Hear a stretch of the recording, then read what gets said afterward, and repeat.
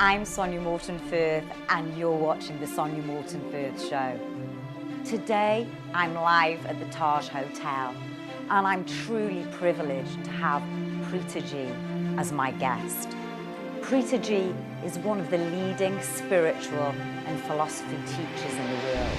Together with her husband Krishnaji, has set up the O&O Academy in India, where she teaches transcendental meditations to students from hundreds of different countries around the world. Preethaji's TEDx has just reached over 2.5 million views, and more recently has launched the 4 Sacred Secrets, which is now a US bestseller.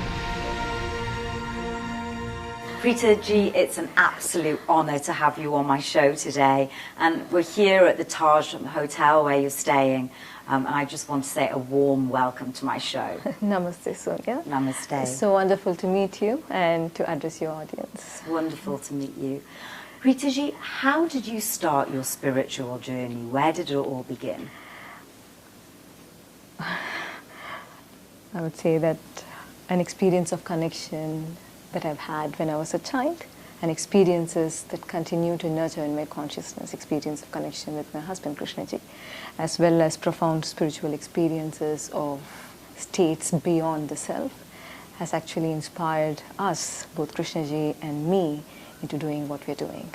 Because we believe that the world has to be a very beautiful place, and it can be a very beautiful place if individuals can learn to live a life from a beautiful state.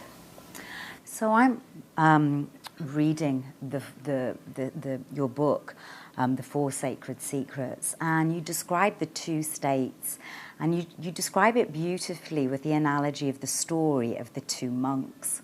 I wonder if you could just tell me a little bit more about that story for our audience and how that expresses the 2 states. It's a phenomenal philosophical insight which Krishnaji shares with the world. It's beautifully described in the story of Yes, Me and No Me, whom we have named the monks as Yes, Me and No Me, and there are 2 monks. They're returning back to the monastery after having a day of teaching.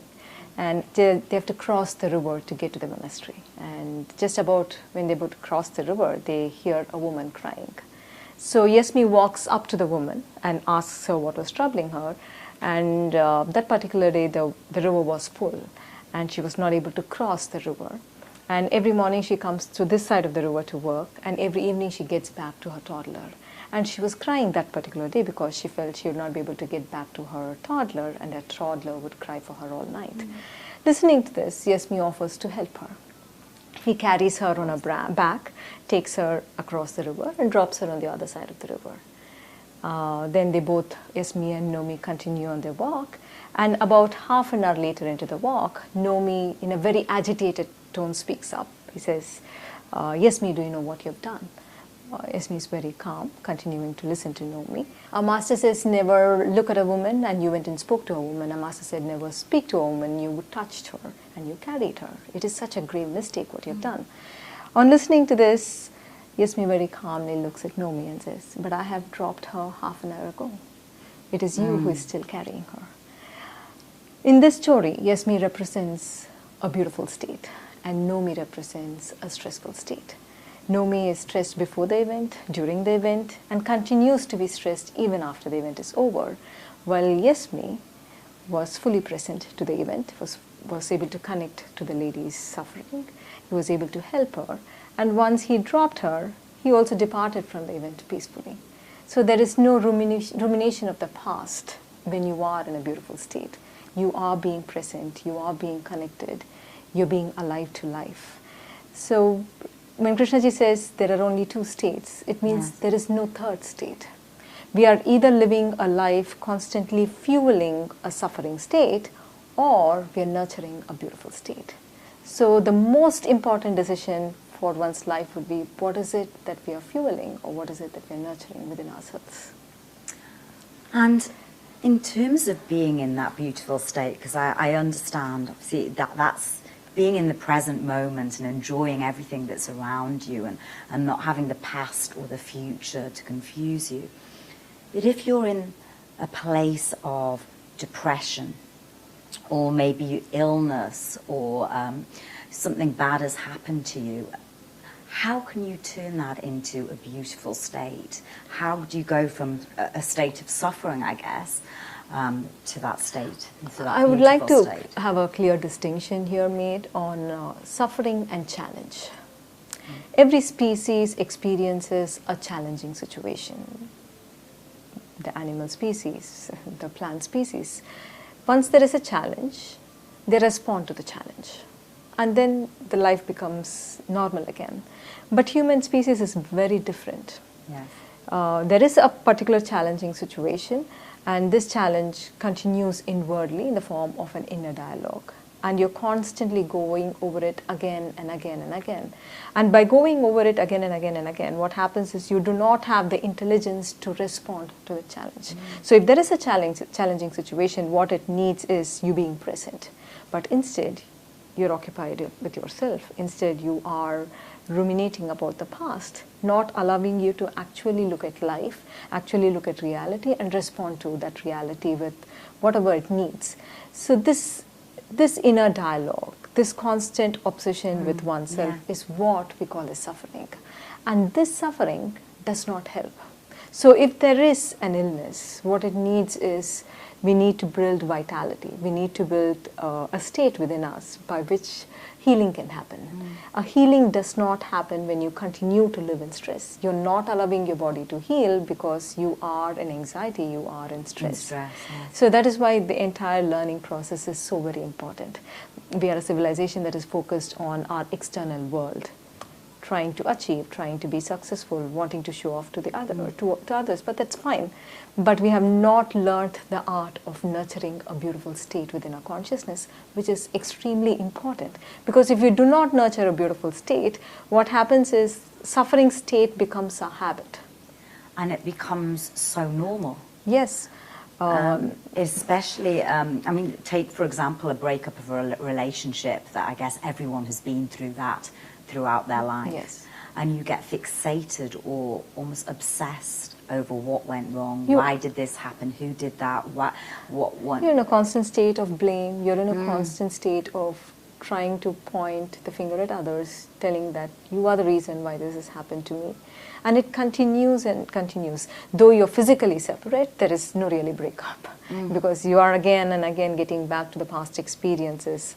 And you actually lose out on living. We are not alive to life at all because every experience of ours is colored by the past experience. And that takes out life from living itself. How can you cultivate that beautiful state? Is there a way that you can shift somebody from this state of suffering into this beautiful state when they have all these negative thoughts in their What mind? Krishnaji and I have seen working with people across the globe, people of different races, different culture, is suffering state actually engrosses you obsessing about yourself and looking at another spectrum of the state is beyond the self states. When you have the experience of beyond the self states, then what happens is these suffering states that have taken control of you, that have gripped your life, actually loosens because you feel much vaster than what you are. You know that you are not this tiny little self. You know that there is a state in consciousness where you are much vaster, much bigger. And those states actually allows you to move away from the habitual suffering states. And we have practices, we have deep, powerful processes, we have the experiences of the mystical, of the transcendental, allowing you to move beyond the ordinary states. And these extraordinary states or beyond the self states becomes your antenna for life. So when you're talking about the transcendental moving, is that in your meditations you talk about the soul sync? I mean, as I say, I'm reading the book and I'm actually doing the audio version, which is beautiful because there are so many different meditations throughout the book, and I would advise anyone to really listen to this. It's the vision for the book has been that it becomes a journey. We know that the world is flooded with knowledge. There is knowledge all over, but the vision for this book was not giving the world yet another knowledge, but we wanted the individuals who was holding the book to become a journey, it to become a journey for them, where they can explore living in beautiful states. And it is actually what we feel is living in a beautiful state is not a luxury anymore. It is the need of the hour. It's the need of the hour. Yeah. If we are in suffering states, if we are in stressful states, what we are capable of creating is more suffering. It's so easy. Yeah. It's an easy state to go to. Yes. It's actually harder to go to the beautiful state. And that is why you need the practices. What we have seen is individuals who have gone through the processes, if probably 85-90% of the time they were in suffering states earlier, the entire ecosystem of the consciousness changes. Probably they move into suffering a little bit, not that they would not get angry, not that they would not feel anxiety or stress, but they immediately aware of it, and they have a powerful state that they have nurtured in their processes, in the learning, in the academy or anywhere else, or even by doing the practices online, that they're nurturing that aspect of their consciousness, which becomes a permanent, not a permanent state I would say, which becomes a natural state to get in. Is awareness part of it? Is when you're when you're thinking negative thoughts or going down that spiral into that suffering state? Is it being aware of those thoughts? It is to bring awareness. It is to bring attention to the truth of your state, because we constantly try to hide what we are feeling. We really do not want to see the truth of our state, and we try to camouflage it. We try to hide it. We try to build metaphysical thoughts over it. We would say the suffering is because of something, because it's given by God, because I'm destined to become stronger. We constantly give meaning to our suffering, and we escape from actually looking at it. Do you think men and women look at it in a different light? All are suffering the same. All the suffering the same. So you don't think, because I know women have a tendency to talk more about it with their girlfriends. The way you handle it, the way you express it, the way you deal with it probably is different. The way you manage it is different as men and women. But when you are suffering, when somebody else is suffering, it is exactly the same thing. There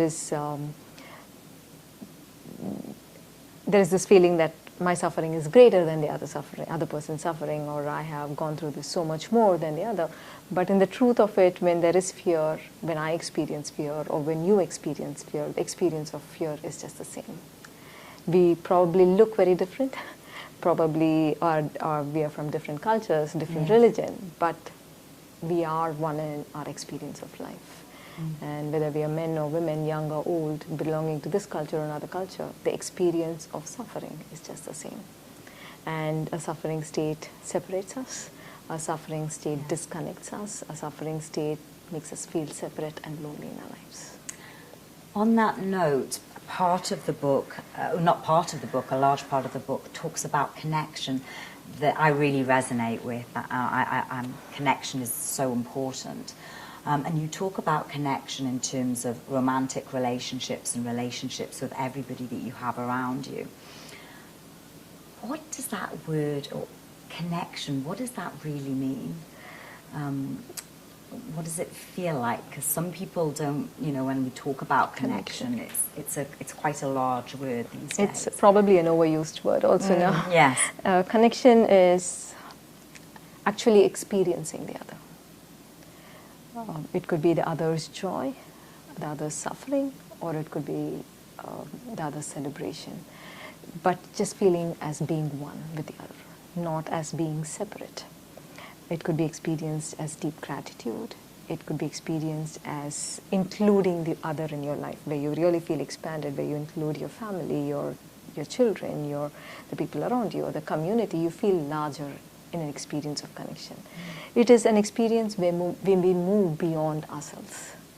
If you look at any suffering state, be it anger, be it fear, be it hurt, it is an engrossment with oneself. You might be probably fighting for justice of the greatest order, but in depth, if you bring attention to your suffering state, it will be about yourself. So we see the suffering state as being the biggest epidemic of this world, because it separates, it disconnects. The action that comes from a suffering state causes more suffering, more pain to others. And we are becoming disintegrated. We are disintegrated within ourselves. We are disintegrated as families, as societies, as nations. Because we're constantly thinking of ourselves and not feeling expanded to include others. If you include others in your state of being, the actions that would respond, that would come from that place, would not be hurting.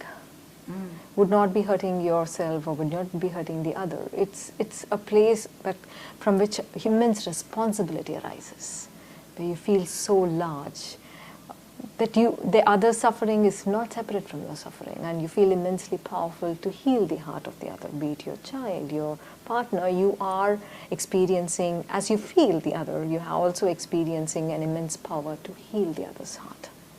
Do you think then that a lot of relationships that we form today are formed on that basis, or of true connection? It probably has started off, probably it's biological, it starts off, but what it needs to nurture that relationship and to keep that relationship is a state of consciousness. A state of consciousness that can walk out of hurt, a state of consciousness that can walk out of disappointment. If you look at what brings together, probably we begin to feel one another, we begin to feel connection. But then what breaks it is your self-centric obsessive thinking, where your hurt becomes more important than the relationship. You being right becomes more important than the relationship. You being looked up in one particular way is more important than the relationship itself. And then there is no vision for that relationship. And isn't it a lot of your past wounds as well? Absolutely. We believe that we are very strong individuals. There is a feeling that we are responding to one particular situation in our lives because that particular situation demands that response. The truth is, it's not so. We are mostly coming from our past. Yes. Past experiences of pain, of hurt, of guilt, of anger. And we are responding constantly from these past experiences. And we cannot. That's why it is important to cleanse ourselves. Going through a process, cleansing these deep inner journeys has been part of every ancient civilization.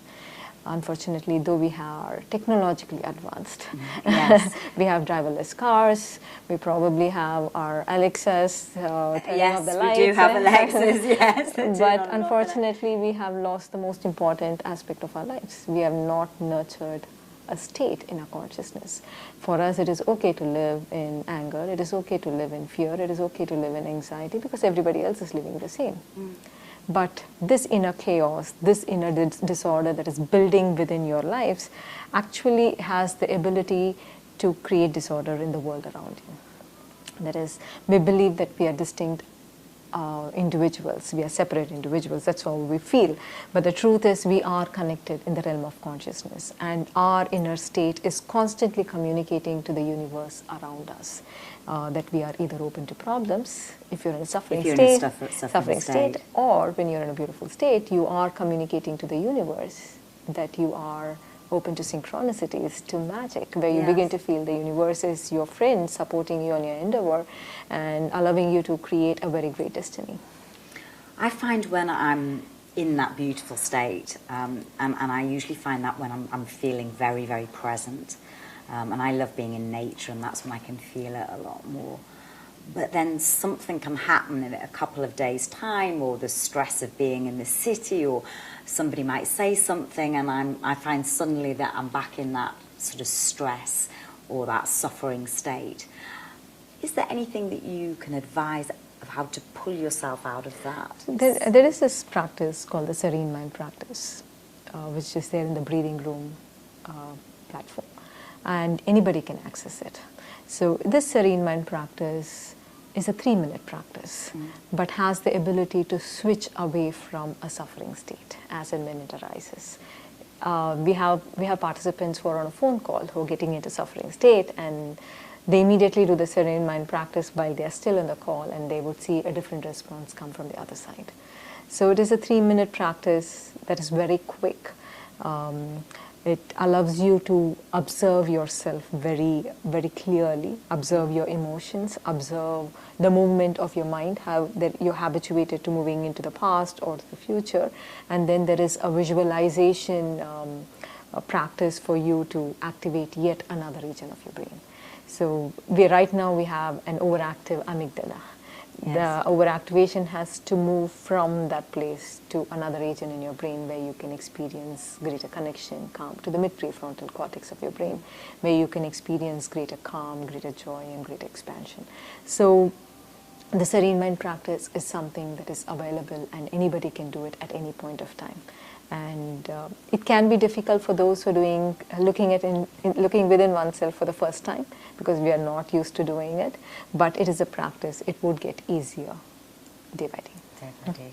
So it is something that we need to practice, really. Absolutely. And with the slightest of disturbance, if you're able to see, okay, I'm uncomfortable, and then bring attention inward. Not allowing it to grow. Not allowing it to become a weed in your consciousness. Because that weed grows. Weed destroys the entire garden, right? Yes, so and you can see how negativity spirals and negativity breeds negativity. And it's not only that.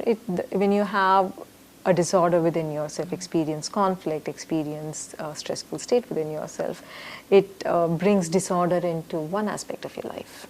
It could be a relationship. And then from there, it doesn't contain there. It moves into other aspects of your life.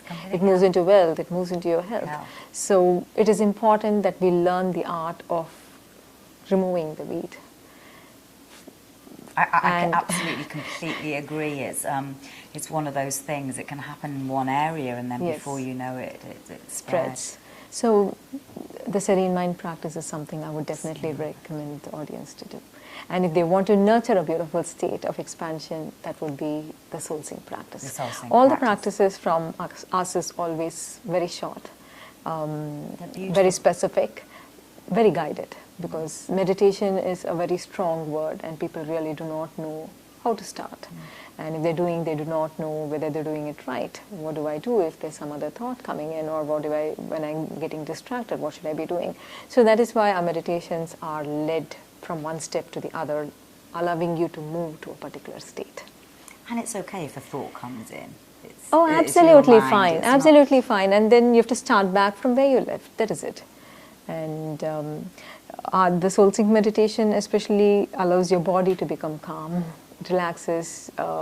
We have the humming meditation, which relaxes the sinuses, and then body becomes calm. Then you learn to observe the intricate details of your breath, and then leaves you in a place where you feel connected to the universe and feeling expanded.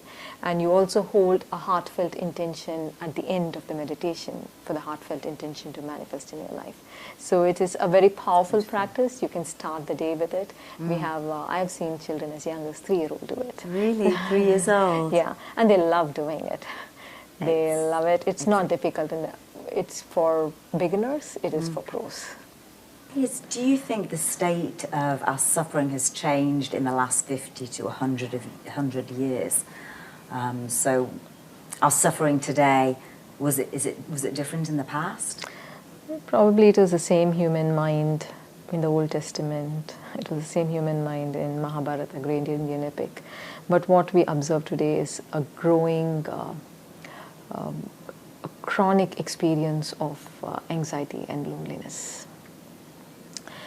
People across the globe, wherever I go, young men and women, young or old, are talking about an experience of anxiety in the pit of the stomach. That's interesting. Anxiety in the pit of the stomach. Yeah. They either go to bed with anxiety, or they wake up every morning feeling anxious. And they also experience chronic loneliness. About 50% of married couples talking about loneliness. And that's married couples? Married couples over the age 40. So loneliness is not an experience of lack of company. We all have company. We are surrounded by beautiful people. It is an experience of a sense of disconnection. A disconnection that we experience with everybody around us. We feel separate, we feel lonely, we feel disconnected, and it's become chronic in nature. We are getting used to living in that loneliness. We are getting used to living and experiencing life from that state of anxiety. Tell me, do you think technology has anything to do with that as well? We have made a lot of technological advancements. We actually have Alexa's turning off our lights, as I said. But the truth, so that we can have more time to relax, right? But we're constantly on Facebook, social media. We do not have any time emails. to relax. There is constant beeping, messaging, iPhones ringing, and we become more busier than we ever were. And what is taking a toll is our experience of life. And it doesn't stop there. What is taking a toll is the future generation that is to come. I mean, I see now, I go into cafes and there's a group of maybe, teenagers or young people in their 20s, and instead of engaging in conversation, they're all on their phones. I'm sure something is going to happen to our brains and the way we're looking at phones, and as well as our thumbs. It's changing.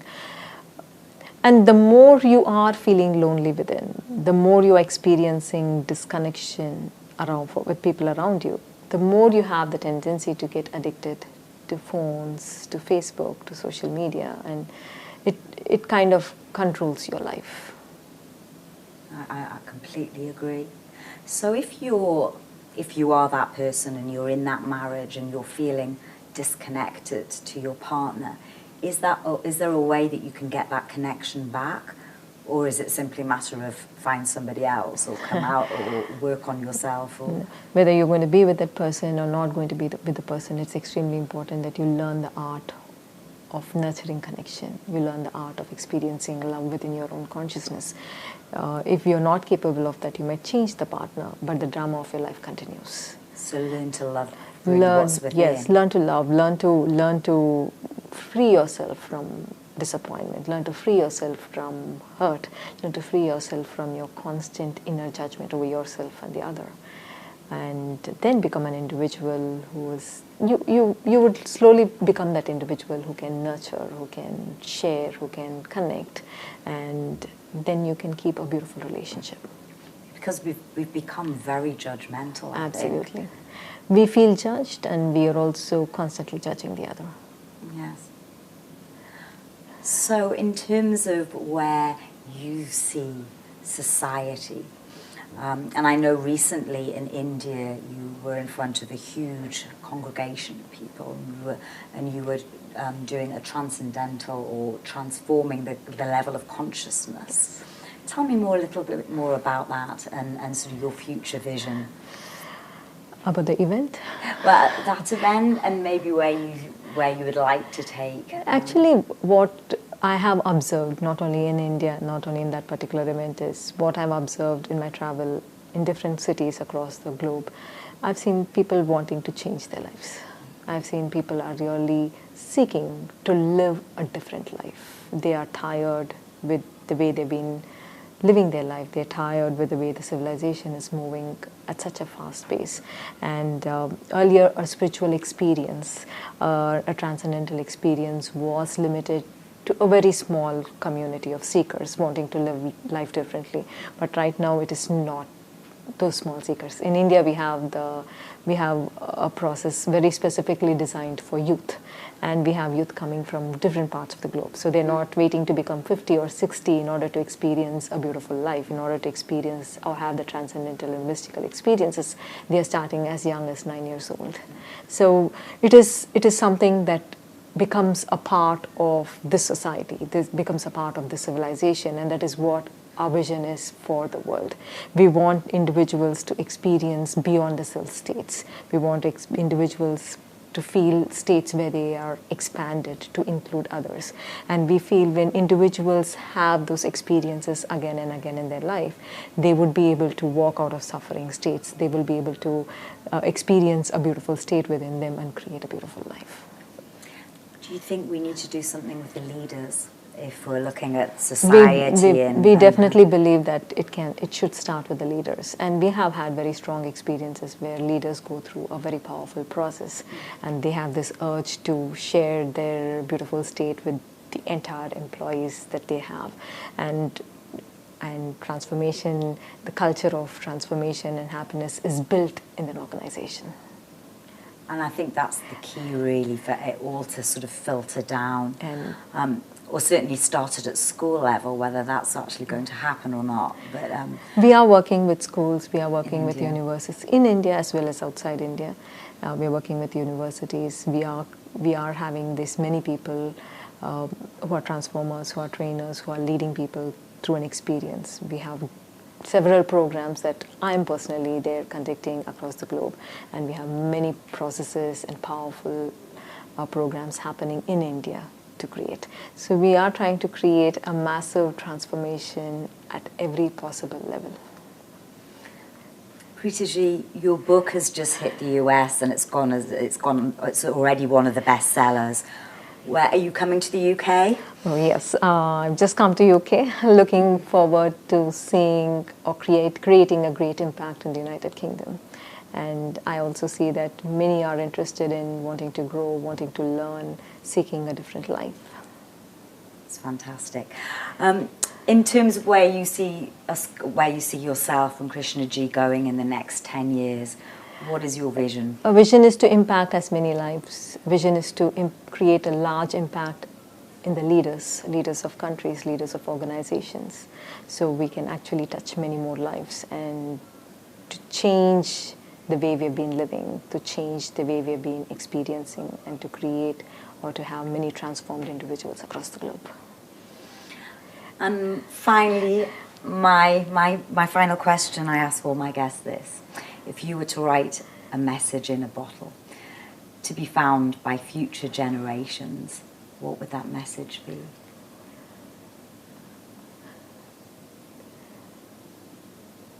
You probably might be remembered or not remembered. You probably just exist and leave.